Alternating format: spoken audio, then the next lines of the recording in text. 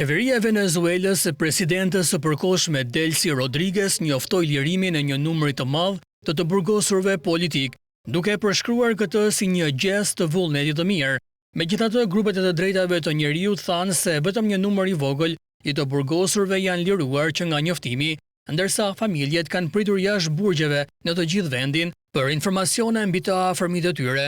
Lirimi i qindra të burgosurve politik në vendin e Amerikës së Jugut është një kërkesë e kahershme e grupeve të drejtave të njeriut, organeve ndërkombëtare dhe figurave të opozitës. Midis atyre që u konfirmuan si të liruar janë disa figura të profilit të lartë të opozitës, me Ministrinë e Jashtme të Spanjës që konfirmoi se 5 qytetarë spanjoll ishin liruar, përfshirë avokatën e të drejtave të njeriut Rocio San Miguel. Të shtunën presidenti Trump falenderoi autoritetet venezueliane, duke thënë se ato e kishin filluar procesin në një mënyrë të madhe. Shpresoi që këta të burgosur do të kujtojnë sa me fat ishin që SBA erdhën dhe bën atë që duhej bërë, shkroi Trump në rrjetet sociale.